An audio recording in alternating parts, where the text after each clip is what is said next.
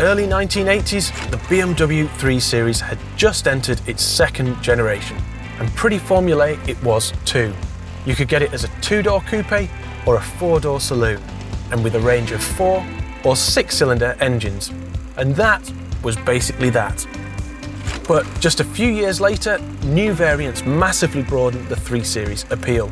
We got the E30 M3, a road legal racer that would go on to dominate touring car racing and become one of the most iconic performance cars ever created.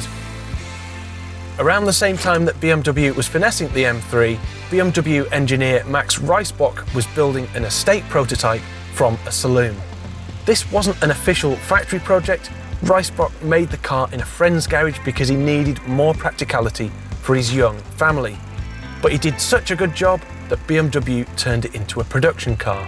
And around the same time as that, BMW launched the 325iX, its first ever all-wheel drive model, so 3 Series owners could actually move around in the snow. Almost 40 years later, BMW has pulled all those 3 strands together to create the first ever M3 estate, the G81 M3 Touring. Now, they have made one other M3 estate before, but it was a prototype. It was the E46 in 2000. They kept that car a secret until 2016, and I'm sure the really positive response that got gave BMW confidence to put this car into production. Let's just quickly run through the specs then. We've got the S58 3-litre twin-turbo straight-six engine, makes 503 brake horsepower, 479 pound-foot of torque because it's in competition trim. We've also got the 8-speed automatic gearbox as standard and MX drive. Now, you can get other M4s and M3s with rear-wheel drive only. The Touring is MX drive or nothing at all, but you can switch it into pure rear-wheel drive mode as well. Now, BMW waited to launch the Touring until the facelift of the regular 3 Series. I think the key thing with that really is the curved display. That's what you really notice when you get in this car. So it's not just for your infotainment, it's how you interact with all of this car in terms of tweaking the drivetrain, the steering, the chassis, and also adjusting the 4-wheel drive system from 4-wheel drive default to 4-wheel drive sport and rear-wheel drive with everything off. And once you've configured all your drive settings on the curved display, you can just group them in these M1 and M2 buttons like rocket launchers here. So you've got them in an easy push of a button. And you can also adjust the traction control through 10 incremental settings from everything off till everything back on again. So that's really useful as well. So for our purposes in terms of how we drive this car, how we experience it, we've got the M carbon ceramic brake upgrade. We've got these carbon shelled bucket seats that are a little bit firm to get into, but nice and supportive. And we've also got a top speed increase to 174 miles an hour. But this isn't a case of simply just dropping an M3 drivetrain into a touring body. It's much more complicated than that. So I think it's worth pulling over and just walking you through the changes that they've made.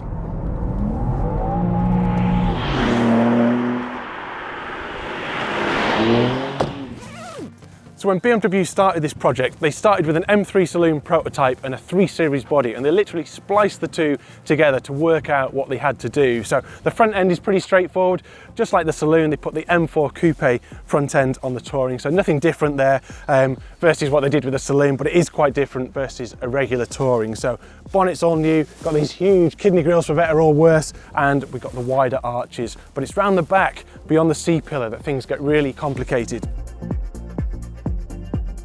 So behind the C-pillar here, this is all new Touring bodywork, and they'd never put these engorged rear arches on a Touring body before, and that's to fit the wider M3 suspension, these wider alloy wheels as well. So all new body shell pressing, got this new rear bumper here as well, new diffuser at the back. And if you look at the top here, you recognise the old Touring spoiler, but we've also got this funny little lip spoiler on top of it for aerodynamics. Looks like it's been lifted straight from an M4 coupe or M3 saloon. Presumably it hasn't, but it looks like it has. The roof is painted black, so it's not carbon fibre, unlike the M3 saloon or M4 coupe. But the body wasn't the only thing that M Division had to worry about. It was also structural rigidity. So if you have a look in the boot, we've got an automatic tailgate as standard, and we've got 500 litres of boot space with the seats up. And if we flick these optional buttons here, Seats ping forwards, and we've got 1510 litres of space. So that's the same as the Touring, despite all the M suspension and differential, it's exactly the same. But one of the problems with space is that you lose the bracing that you get in the M3 saloon. So to compensate for that, they've added a V-shaped brace underneath the car. All in, the changes add 135 kilos to the M3 versus a saloon with X-Drive. So it's 1,865 kilos all in, pretty chunky weight. And to compensate for that, the chassis has to be changed, and also to compensate for this car being loaded up with heavy stuff. Now, I couldn't find a lot about that in the press kit, so I emailed M Division, and really nicely, I got an email back from the chassis engineer, Frank Weissar. And I've got his email in here somewhere, under here. I thought you'd like to hear it from the horse's mouth, because basically he said it's not as simple as just changing spring rates and things like that. But just to quote him directly, the main differences you can find in the rear axle. The spring rates are up to 10% higher, and the initial damping forces are 2 to 5% higher in rebound and compression, depending on the velocity of the shock absorber and not the vehicle speed. And from those initial values, the hydraulic can be regulated, but it is essential to have a perfect hydraulic setup from the outset. There are some differences in the tuning of the front axle as well, but we kept the spring rates, the shocks were tuned, but the damping forces in rebound are lower and higher depending on the shock absorber speed. So in rebound, the values are between 5% lower and 7% higher, and in compression from 5% lower to 4% higher. Now, it goes on to say they've also tweaked the steering, the DSC, so the stability control, the ABS, so it's a really thorough reinvention of this car.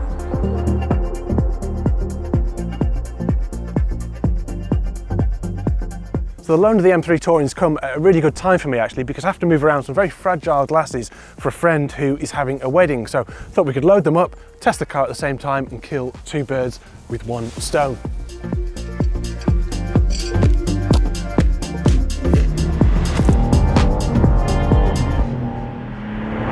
The M3 Touring does have 135 kilos extra to lug, but yeah, I'm not sure I can tell from where I'm sitting. This is a seriously rapid car. 503 brake horsepower, but it's a real bandwidth to this engine as well. The engine is very, very smooth and refined. It's not got that goose pimply kind of soundtrack that you got in the old days, but it is purposeful. It's very, very effective, and there's real muscle to this engine down low. A little bit of lag when you really kind of look for it, but it's really muscly. Really nice mid-range as well, where you can drip feed the torque in a much more precise way than the predecessor model. And also it's got the reach at the top end, so not like the old days of natural aspiration, but still got 6.5, still really hungry up there and energetic. And I think because it's got the torque low down, actually the bandwidth of this engine is really, really wide and usable.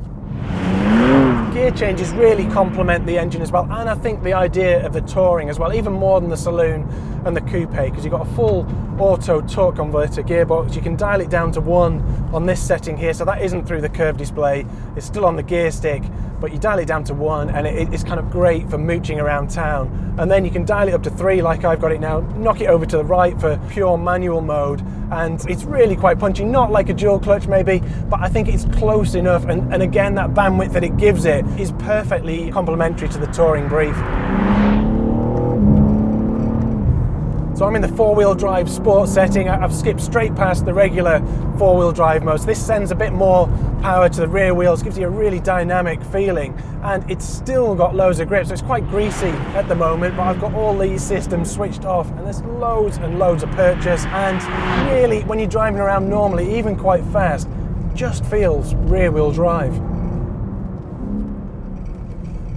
Get on the throttle early here. So it just soaks out. That's a slow speed 90-degree corner that's pretty greasy, and in a rear wheel drive feeling car, it just absolutely soaked everything up.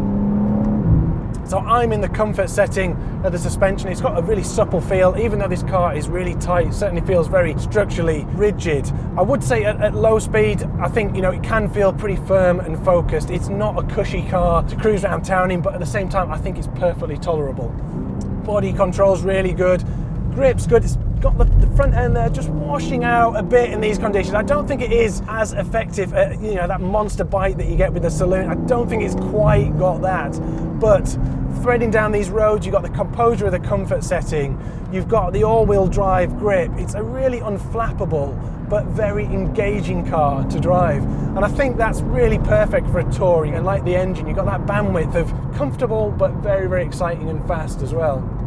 The steering is really precise and accurate. I don't think it's particularly feelsome and tactile, but it is a very effective setup. And I think that lack of tactility is something that pervades this car in a way. I don't know if you'd expect an estate car that weighs almost 1.9 tons to be really tactile. It isn't, but at the same time, it's exciting and interactive in other ways, I think. I do really enjoy driving this car. So that is the four-wheel drive sport setting. I think it'll be rude not to switch it into rear-wheel drive, which is on my button here. I've got it on my M2 button. Confirm. A little bit scary doing that, to be honest, but we've got it in all rear-wheel drive, and this car just switches it. At the moment, it still feels the same, of course, but instead of being completely sure-footed, takes on a bit of a wilder streak. So now we switch this car into pure rear-wheel drive mode. Let's see how it behaves now.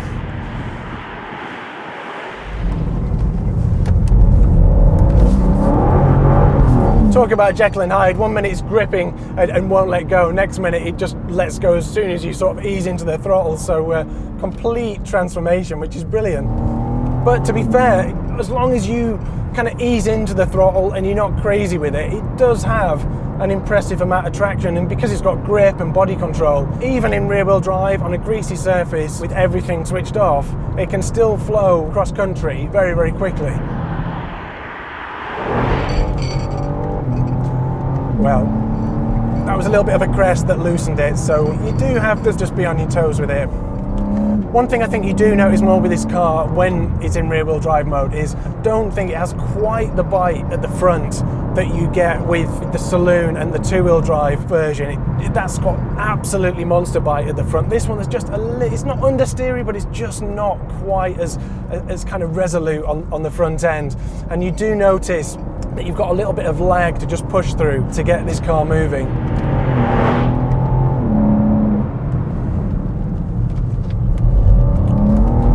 Woof. You do have to be on your toes with it. Flowing through a corner nice and quickly. You still flatten the throttle and stay pointing in the correct direction, which is handy. Nice sort of supple suspension as well. Kids are in the back, dog's tied in. Bit of oversteer, and everyone's happy.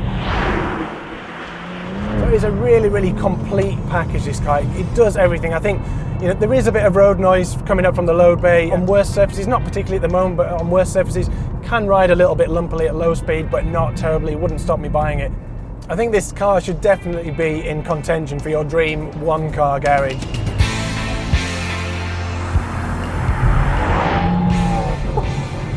You know, I'm having so much fun with this car that I've completely forgotten I'm driving an estate. With all the glasses!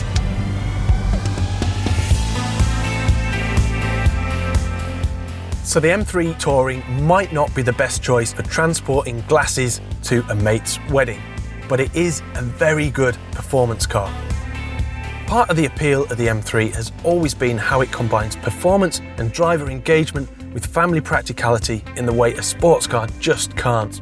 And with the M3 Touring, BMW has taken that to new heights. For a car so fast, it's almost mischievously practical.